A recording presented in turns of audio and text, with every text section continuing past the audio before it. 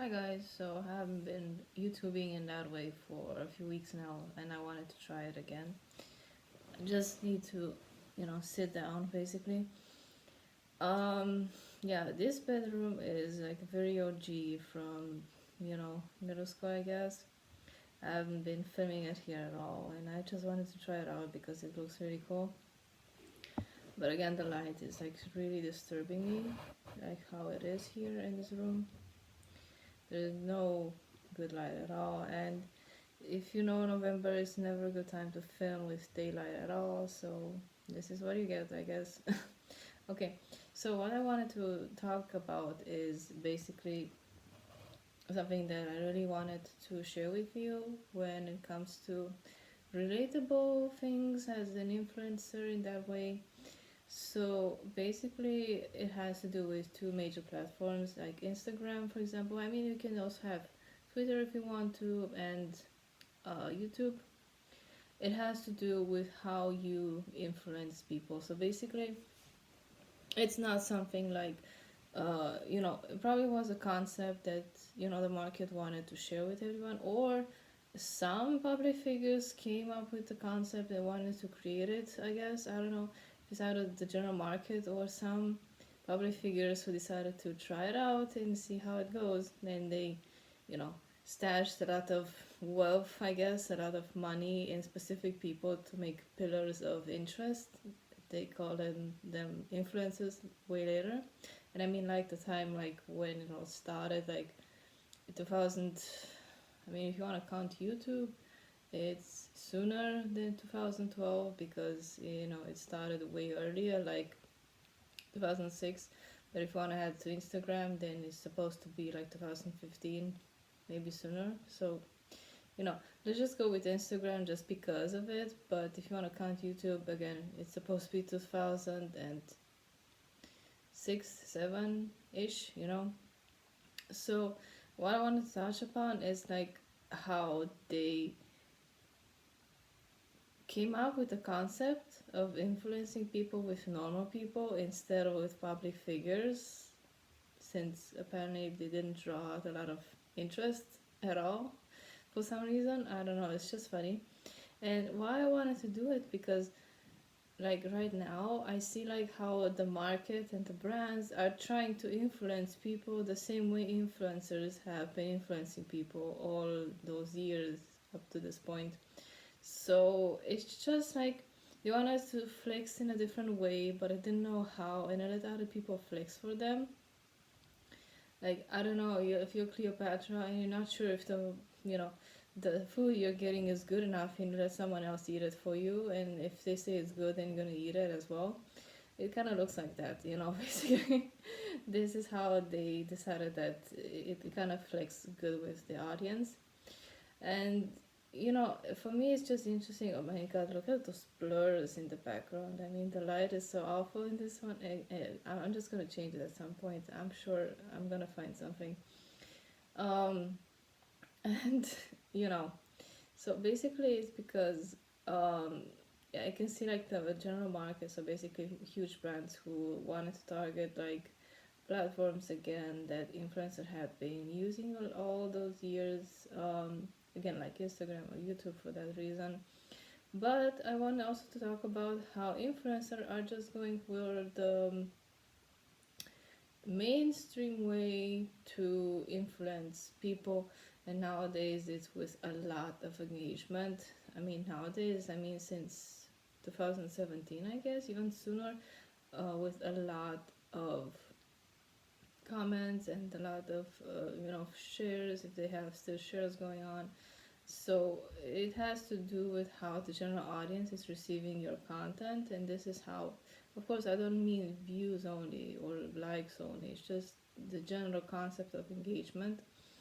And for those people, this is so important. I don't know how they work with specific agencies that they can deliver specific comments, and this is how it make you believe that you're supposed to get interested in this content in specific ways because they have specific sentences they say and repeat, like first, never click so fast, this is why I'm late for school. You know, specific things they say on repeat, especially on YouTube. I see them popping up all over the place just to make specific genders or specific ages, like middle school or whatever, you know, get interested in the content. It's really funny. And, you know, they don't stop with it. It's just so much interface. I mean, they're just literally generating a fake audience, so the real audience is gonna come to it, so they believe, okay, this is good, this is what you're supposed to watch.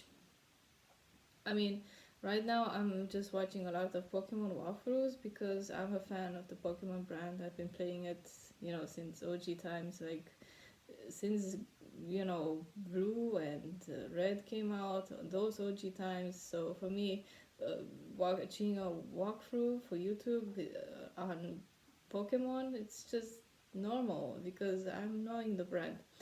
But if you're gonna watch a walkthrough with someone talking, of course they're gonna insist a lot of those sentences, like again, the first year and the first minute you get, I don't know, usually they say how many views and how many likes they already have. Like the first minute and there's already 100 views and 4 comments, and they're saying specific things that only generated comments can say, and they're making it to this channel specific. You know, it's not like they're inventing it.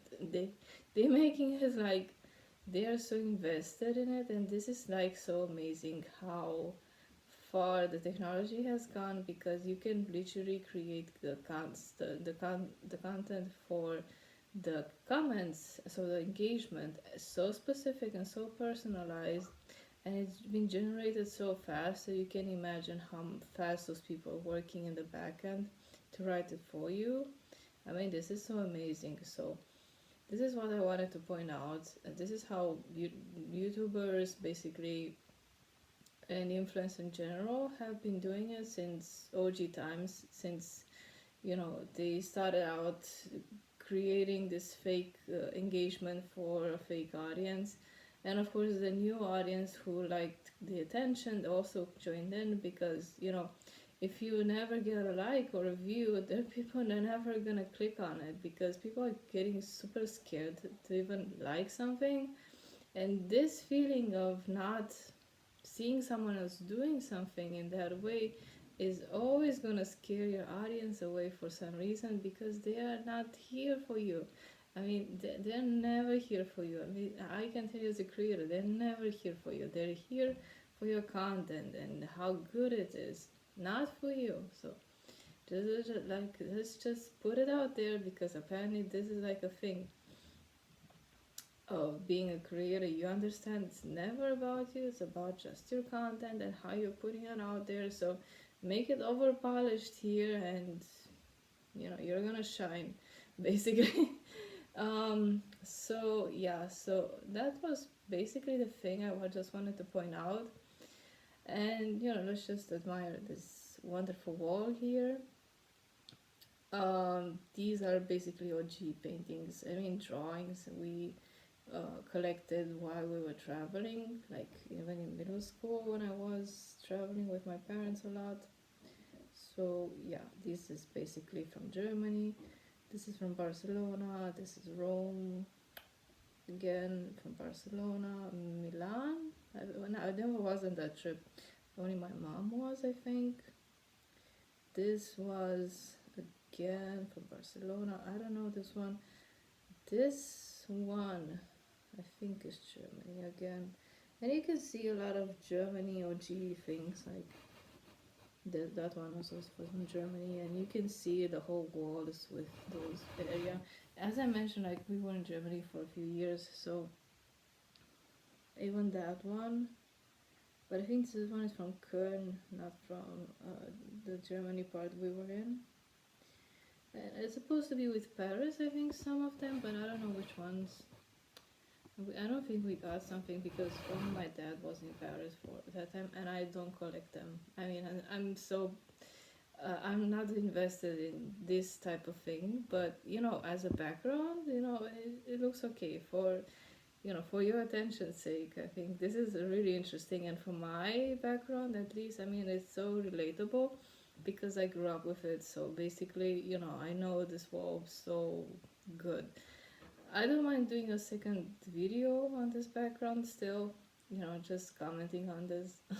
But, this is me just doing my thing as per usual.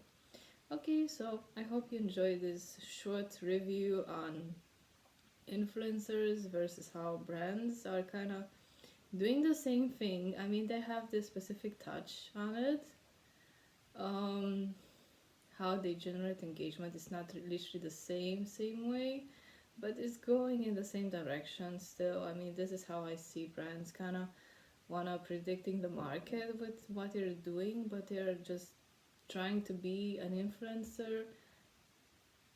I don't know if they want to be a better influencer than the influencers themselves, but they're just literally taking the market away from the influencers. This is how I feel about it. I'm just when you hear on the radio that brands are not interested in working with influencers anymore, you're just getting worried, because usually over the radio they're never talking about the influencer at all.